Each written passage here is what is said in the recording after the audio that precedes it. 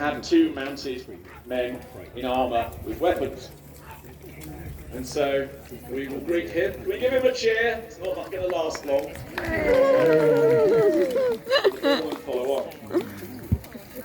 So, ladies and gentlemen, the battle, as I've said, is not something I will go into any great detail on. While Richard warms his horse to the theatre here, I will discuss very little of that until we get to the charge. Now, there is a point during the battle later on in the entire Wars of the Roses.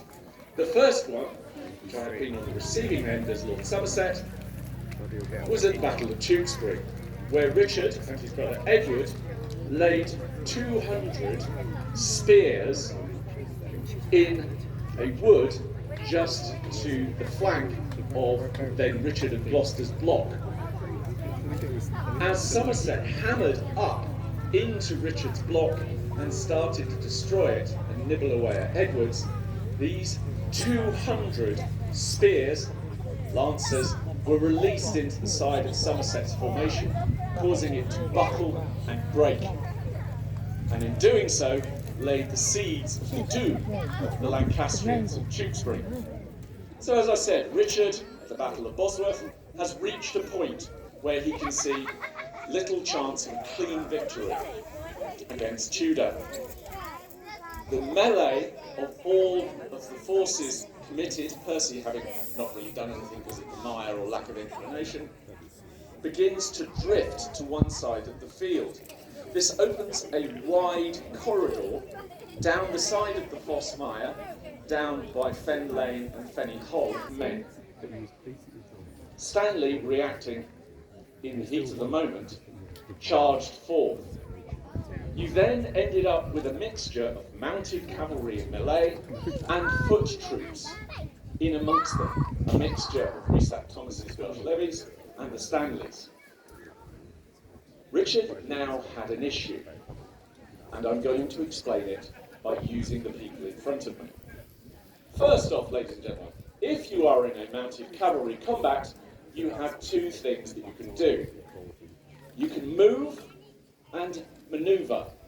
So they could charge around here pell-mell, as they did earlier, but even at a slow walking pace, you can see how the horses can manoeuvre, and Richard could move in and out of danger. The other thing about cavalry-to-cavalry combat is that you only have to bother about your horse's head and above your waist. So as Richard is attacked, he is quite able to defend upper part of his body, if the horses will cooperate. So as you can see, he defends himself ably from both sides. And Richard was a very good horseman. There's no doubting that due to his earlier. And in fact, he's able to strike his opponents quite hard. There we are. That's lovely. We have a round of applause. So as you can see, Richard really doesn't have to think about his lower body at all. But what you will note from the movement, as he engages his opponents, as he is engaging the opponent on his, if somebody can get on his left-hand side, that would be lovely. Left, it's the other side from the right. Come on, Bob. Animals and children, ladies. See how he rises here. If you now look at the way his body is, you can see that he has risen from the cantle of his saddle, and his buttock is exposed fully, particularly in the Y-shaped war saddles that we used in the time. If you go and look at the wonderful one in the Wallace collection, you will understand fully what I'm talking about. He also has removed the cullet plate of his armour, which I'm still wearing. See, there's a plate at the back of mine. Here, the cullet plate covers the backside for foot fighting. You can't wear it in the saddle. So he only has a mail skirt protecting his backside. Thank you, Richard. You may continue to move. So that's the first thing. So if it had just been a horse combat, what we presume to be the first wound would never have happened. Horses, if you would leave Richard alone for a moment, please. Thank you. Now, if our infantry come on, as I said, a collection of the bodyguard that Oxford left behind, and we're just going to bring one on to avoid scaring the horses, because of course they're smelly, clank a lot. This is a halberdier. A man armed with a weapon with a sharp spike, and a back spike and an axe. Now Richard, defending against him, only has to defend the lower part of his body. And if there aren't horses, he can move off. He can go for a little trot. And the billman, halberdier, or axeman is left behind. If we now bring the horses back, you see what Richard's dilemma became. As I said, you've got Stanley and Welsh levies with Rhys ap Thomas mixed in with Richard's bodyguard and Tudor's mounted bodyguard. So Richard has to not only, just avoid the pony, not only defend against attacks from above, but also below, and you can't do that all the time. I'm just going to dodge the horse. Right, that's better. So you do one or the other. But Josh, if you come round now, what is with Rob? No, stay there. Rob, stay there. As Richard strikes at Rob and extends, if you can extend, my lord.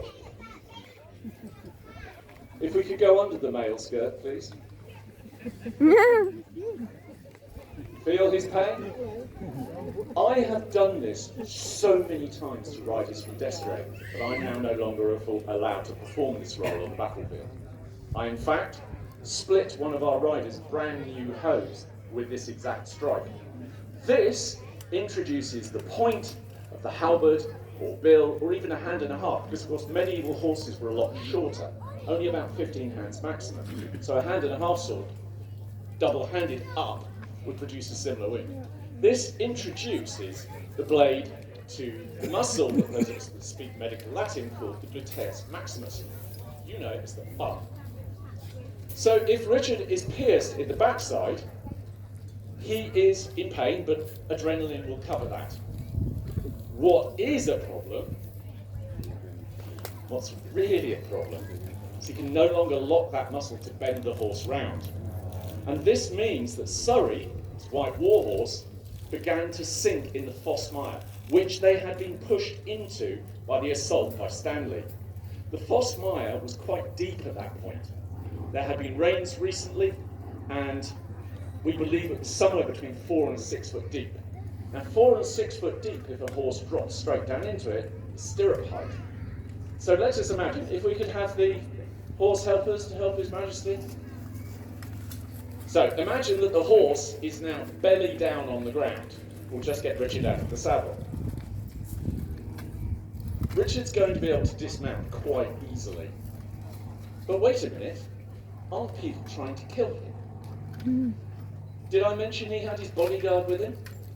To our knowledge, none of them made it out. And so what we think happened was, as Richard was dismounted, the bodyguard circled round him, outblating themselves, willingly giving their life to their liege lord. In fact, Sir Percival Thurl, his standard bearer, was hamstrung behind both legs and bled to death in the saddle while still holding the battle standard, holding his backside as he's standing up. I would refer to a friend of mine who was in the SAS in Somalia and got shot in the backside.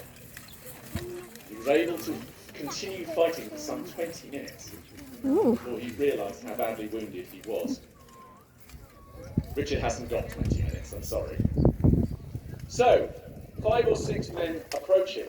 He's probably got Surreys behind him to defend him. At some point, somebody gets round the back of the helmet. Josh? Go. Do it. And there is a strike. Richard was probably wearing a salad feather, as we have him wearing it now, and the Coventry style, the English style that the king would be wearing, has a slight flattening here, like my helmet. It is the perfect place to put a strike in. This is the second wound. It is a double depression skull fracture. It is not a piercing wound. What happens is the helmet deforms round. If you could wave the spike of your halberd or bill, if you could put the halberd up as well. Josh, you see that back spike? Lady Bessie, a ballad of the time, Jean Molyneux, the Burgundy recorder of courts, all describe Richard having his helmet crushed onto his head by a single blow. Molyneux actually describes the crown being dislodged by this blow. So, Richard is now what we call concussed. Having been concussed at least twice, I can tell you the first thing you want to do is breathe. So Richard pushes his visor up to try and breathe. And then the butt spike, which is a diamond section spike on the bottom of a poleaxe, is introduced to his frontal right sinus, leaving a small square hole.